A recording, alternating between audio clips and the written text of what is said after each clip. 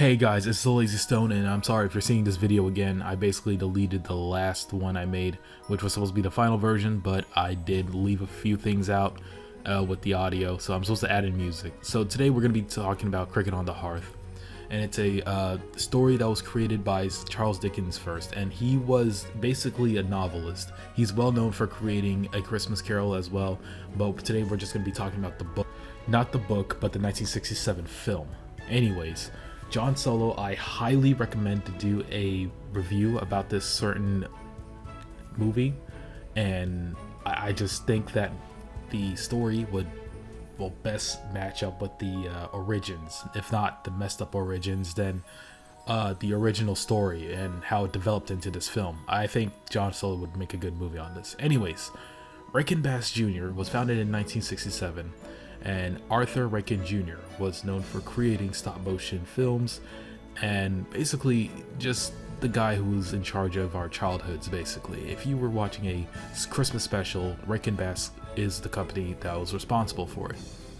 So now that you know where those movies came from, let's talk about how the 1967 film came to be.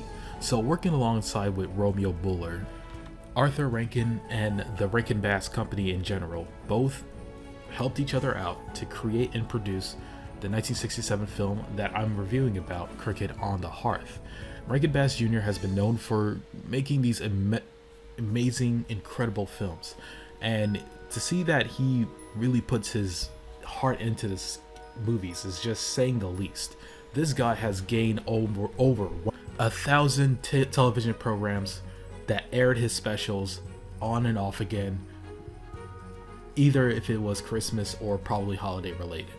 Anyways, so Arthur Rankin Jr. was born and raised in Baltimore, but it says New York City on his Wikipedia, so I don't know, maybe IMDb got it wrong. Anyways, Rankin Bass Jr. was in charge of his whole entire business and creating Cricket on the Hearth. So in 1967, Ikin was hired by Rankin Bass Jr. Well, not Rankin Bass Jr. Well, obviously Rankin Bass Jr. But what I'm basically saying is he got in touch with Ikin. Ikin agreed to create the film. So that way, Arthur Rankin Jr. had a special that he was going to release, which was going to be his fourth installment, working with another studio in Japan. So, anyways, Arthur Rankin Jr., if you've ever seen his animation, his specials, they all used to be on ABC Family. It's now Freeform, but I believe the Rankin Bass Company has rights to those specials. So hopefully I'm using this all in fair use, because I'm going to do a review about it and I have some clips about the movie in general. But yeah, Cricket on the Hearth came to life by the Ikin and Rankin Bass Company working together. Okay, anyways, Ikin was the 1960s company that worked alongside with studio animating. They were basically the ones who made the choppy animations with the 2D of Arthur Rankin's creation. So if you ever seen the 2D version of Arthur Rankin Jr.'s animation, it would look highly similar to the Saze-san, that show that was created by also Ikin. That there's a similar animation style towards that. So yeah, so Ikin, 1960s,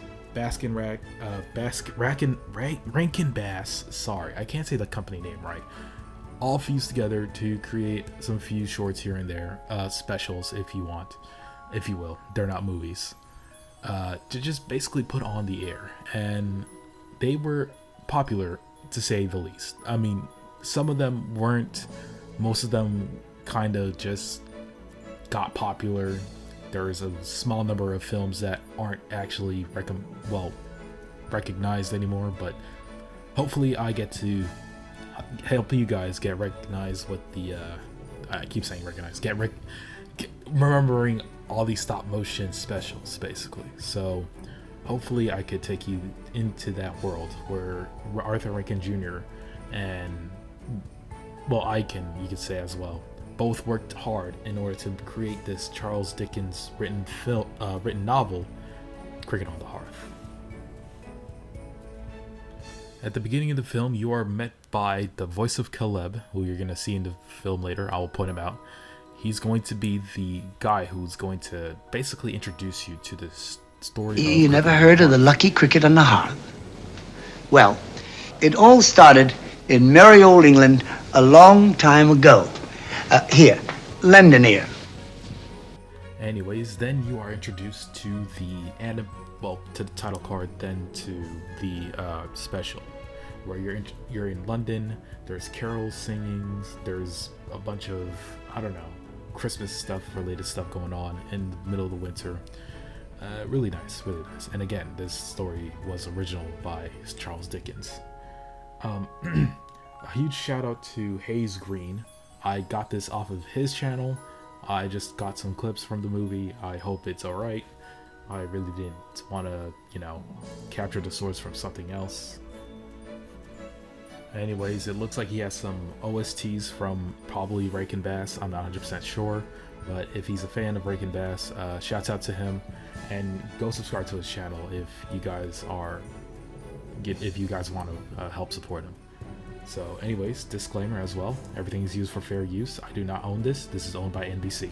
So we're introduced to Cricket Crockett, who stumbles upon a toy store owner named Caleb Plummer, who picked up the cricket and said, "Hey, you guys are actually a source of good luck, I hear. Why not just stay with us during this Christmas? There's nothing going on around here. I mean, it's just me and my daughter, and of course her fiance, who's leaving for a voyage for like 7 years." Yep, that's right, 7 years. And Edward started to basically sing for her in order for her to be loyal for him until he returns after 7 years, which I don't see happening at all. Why? It's because, well, it's 7 fucking years. Who has that mental capacity? And the fact that it's going to take them, like, what, several months to send letters to each other overseas? Are you fucking kidding me? She would be married to somebody else. But yeah, there was this really nice song called "Don't Give Your Love Away." It really captures the essence of somebody trying to, be patient, having hope, having faith, especially for a loved one, and I can understand that. But yeah, this film does it so well. It's just so colorful. And so with the toy store owner, his daughter, the cricket with such amazing skills of creating toys, doing all this crazy ass stunts. This guy has some actual skill, actually. Let's look at it like this. Okay, so he got 2 sponges. He jumps on I forgot what that's called, but he jumps on red paint, walks on 2 legs all the way to the dish, and boom, oh man, this guy is flexing on them right now. So everything was great, but unfortunately they met Murdoch Nichols from Gorillaz in this bitch. Not really, but his name is Jeremiah Bleak. That's his real name. And he's here to give bad news that Edward has died at sea, and his remains wasn't found anywhere. So yeah, that's basically what happened. A sunken ship during the storm, and Edward has unfortunately died. Oh, the humanity. Anyways, we are now at the part where Bertha and the cricket, Caleb, all of them received the bad news, and unfortunately it shocked Bertha actually to the point where she went blind, and there was no explanation for it, the cause of it, and this affected the family so much.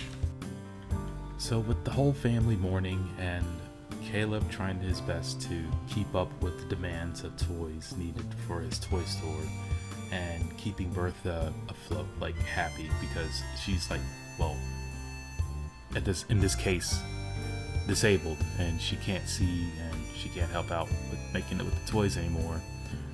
Caleb basically had to run the store by himself, and it really, really slowed down his passion. He basically lost the passion to create toys anymore. Caleb lost the interest into making toys, and the doctors couldn't do anything about Bertha's, well, unknown blindness and what caused the blindness.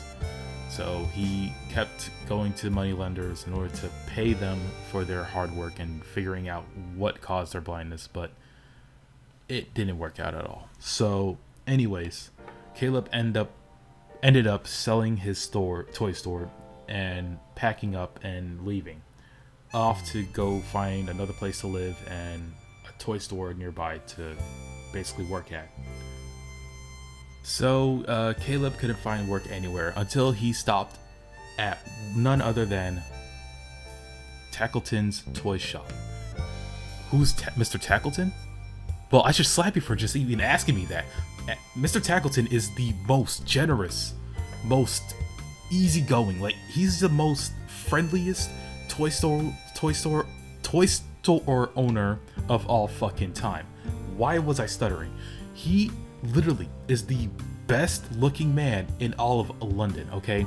He's the greatest toy store owner of all time. And if anybody says anything to disrespect his fucking name and says that he looks like a leprechaun fucking Santa Claus, I will deny it and I will beat your ass. I'll come to your house and I'll personally beat your ass. You can live on the premises and there'll be leftover food for you. Whatever you say, sir. Where are the other toy makers? Did you hear that, Uriah Core? He wants to know where the other toy makers are. Never mind, I take all that back. This guy's a fucking douchebag. And he's probably a slave owner too. But that's because he is so fucking disrespectful.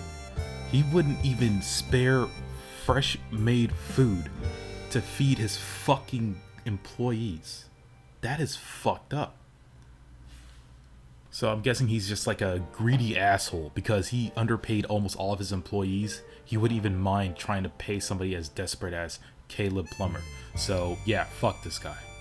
So as the Plummer family made themselves at home at Tackleton's toy store, unfortunately Cricket Crockett had an issue, and I'm guessing he needs an HR because he turned into a complete Karen when he came to this toy store's Hearth. Yes, this guy has something to say about a toy store that is poorly managed by a fat Santa Claus looking ass leprechaun bastard. Now we're introduced to Uriah, who doesn't like bugs. Of course, that's when Cricket Crockett took offense to that and says, "Hey, I am a goddamn insect, okay? Address me by my formal rank."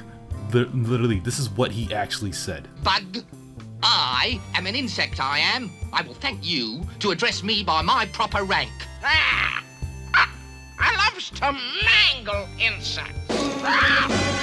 And I don't know what it is. It's just that Cricket Crockett demands so much respect in the bug/insect world.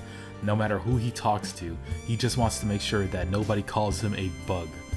I can't help but give too much respect for him. He's like Vegeta when he doesn't want to be associated with a lower class Saiyan. That's all I see from this guy. So Cricket got chased down by Uriah around the toy store, and he was unsuccessful because Tackleton basically saved Cricket's ass, and he ended up going back to his cage. And from there, you know, that was just a little Tom and Jerry moment there. So thank you, Mr. Rankin, for adding that in. It was really funny to watch, really. And it's weird because during those times they don't really add in voices for animal-like creatures, but for Cricket Crockett, it matches so well. I'm not surprised that Cricket Crockett wasn't even mentioned later on as one of the most spectacular 60s cartoon characters of all time. And again, we are met with Caleb Plummer. He's trying to push in the work. He's trying to put in the work for Mr. Tackleton until he bumps into an old guy or a stranger, homeless guy. And he does look familiar, doesn't he? Well, don't worry.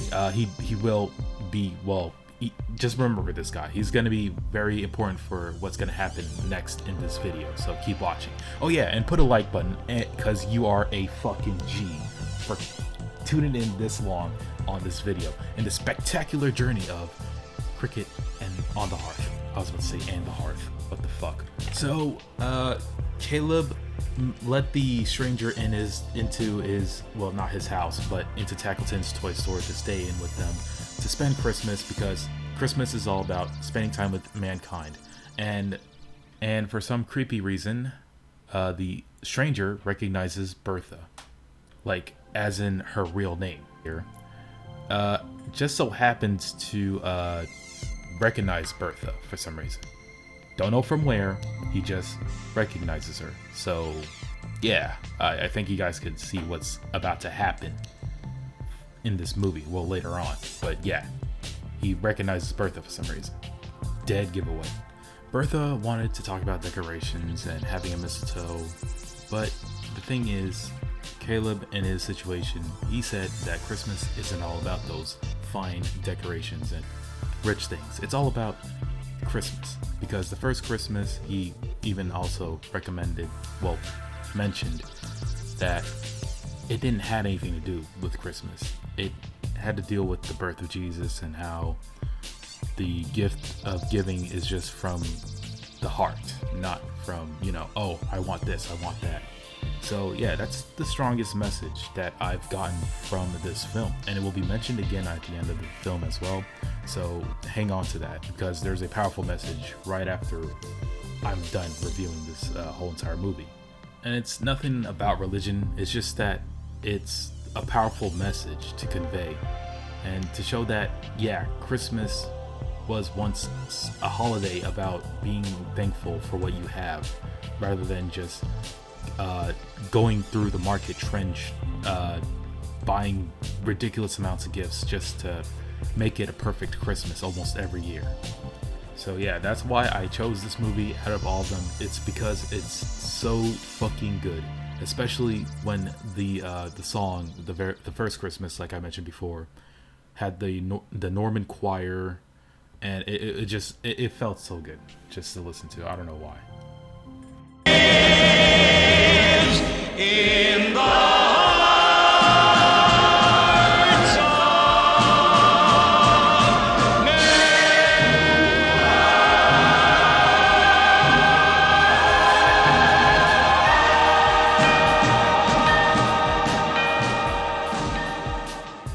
So my man's Mr. Tackleton was feeling a bit, lonely. So he was like, you know what? Since I picked up this guy and Bertha, his daughter, who is, homeless, I took them in. I think I'm generous enough to, basically have her as my own wife. That's literally his mindset. He wanted a wife. And Bertha was the first woman, well, not the first woman, probably the only woman to walk in and not judge him from his appearance. So why not make him his wife, right? So after the proposal to think it over, Bertha and Caleb both were arguing about how Bertha doesn't know what she's doing, and she just, I don't know. She just went along with it just to, I don't know, be happy or to finally just be married. And so this song about That Was Yesterday, another good fucking song. I swear to God, back in the day, 1960s was on some other shit. This song was so catchy, the lyrics were so good, and it just talked about Bertha and her childhood and growing up and being in love with, and growing to be in love with Edward. So that's really good.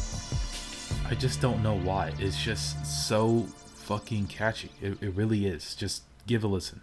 And wishing well, golden shoes with silver bells, star. So yeah, okay, this is probably the last time I'm going to be talking about the songs in the movie, but however, there was a feud going on inside of Tackleton's shop. Yeah, those were nuts that were dropped into fucking, so I guess you could say he got teabagged. Mr. Tackleton's tea. He invited Bertha to drink some tea, but Cricket wasn't having any of it because he was going to propose to her, but however, Mr. Tackleton was being fucked around by a bunch of woodland creatures. So yeah. And this is when Mr. Tackleton said, you know what, fuck this. I'm gonna put out a hit on this motherfucking Cricket. And that's what he did. He hired his crow and he went to a pub nearby, and he went to go get his friend Strangles the cat and fucking Slink the monkey. Now Strangles isn't the sharpest pencil in the pencil box once you bought it off of Walmart, But however, Slink had a more interesting idea by going out to a captain nearby and selling him for you know, a good, well-rounded price, I guess. And oh, I forgot about the dancing cat singing lady that, you know, was supposed to be the Marilyn Monroe of this movie, but I don't know. I just had to add her in for some reason. I guess it's because it's a pub and the pub needs a singing act. I don't know. I just don't fucking know. It's a singing cat.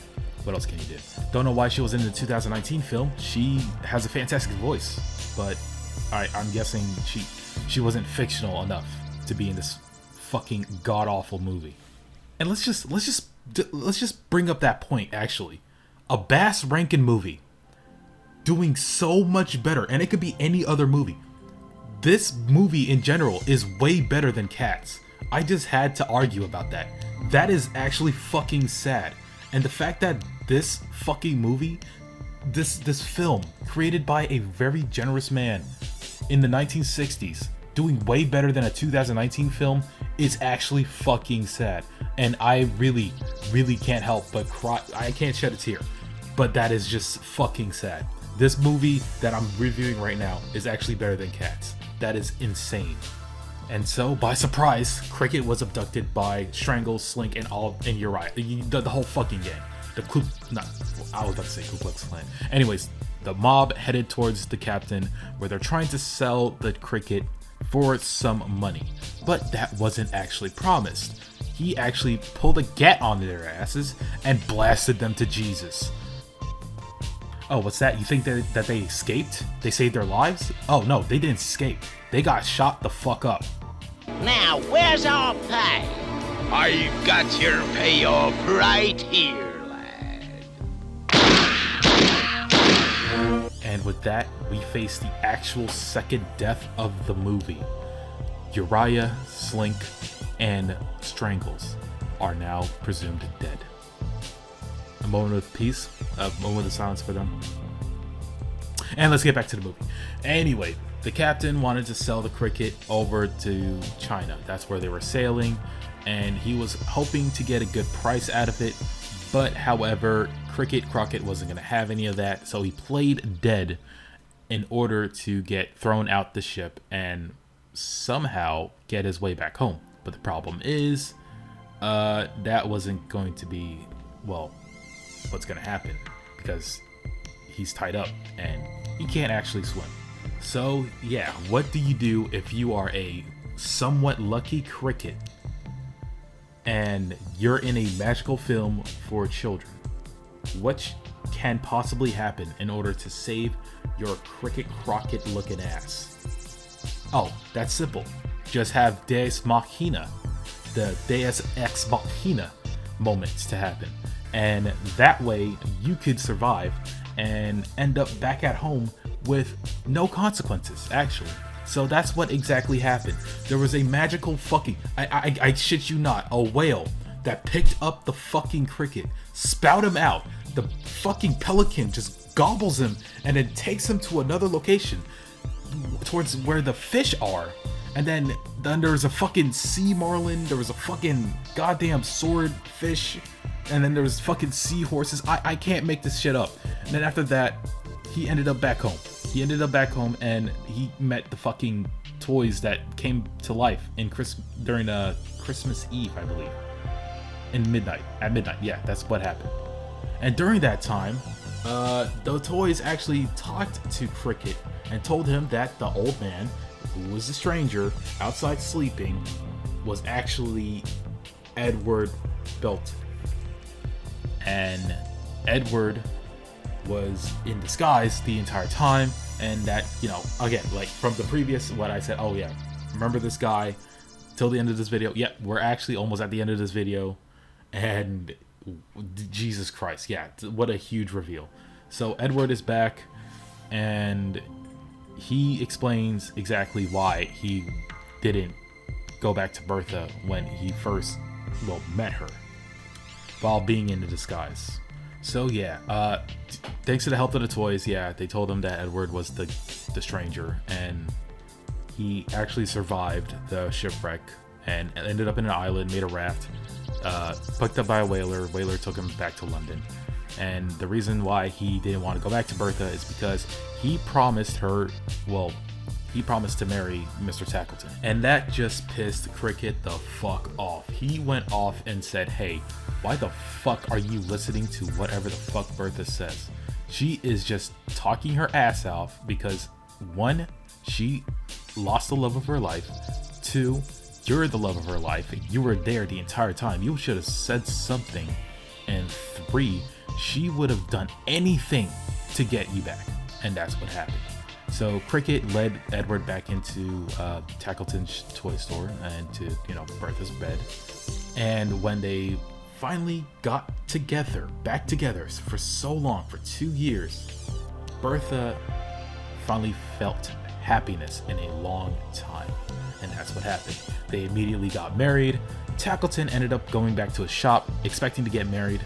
But unfortunately, Bertha married, well, she already promised herself to Edward. And so, yeah, this guy, down bad, he lost his crow that he doesn't, I don't know, he doesn't know where it's at. He probably thought he ran away or something.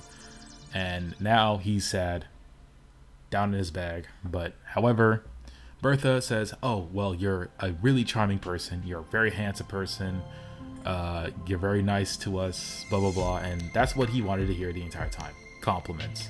And with compliments, he turned his whole entire, demeanor, his manner, the way he acts. He just changed entirely just for this film. Like, Jesus Christ, this guy changed his entire perspective of things thanks to compliments. That's what he was looking for, fucking compliments. And so Caleb, who we didn't see in a while, grabbed Cricket and said this to him: Cricket, you're the most luckiest thing to ever happen to anyone. And that's the point of Cricket on the Hearth, is to enjoy Christmas with the loved ones you have.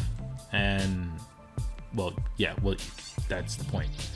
So anyways, that is Cricket on the Hearth, the beloved 1967 film. Now, I did take this off another YouTube channel. I will put the credits in. The guy's name is, he doesn't have a lot, but he does have the Cricket on the Hearth full-length film. And I used it for this video to explain what was going on, my review, my opinions about this film in general. And I gotta say, this film was a spectacular fucking film. I don't care if this film didn't make a goddamn cent. Well, that's important because the people who put their, hard work into it deserves much of all the riches in the world, because what Arthur Rankin Jr. did was not only reinvented the story of the Cricket on the Hearth, but made it so enjoyable to watch. It would be enjoying and entertaining for those who live in London or Britain or in British culture in general. This is the best film I've ever watched that had to talk about the true meaning of Christmas. If I had a ranking or a tier list, this would be on the S tier list.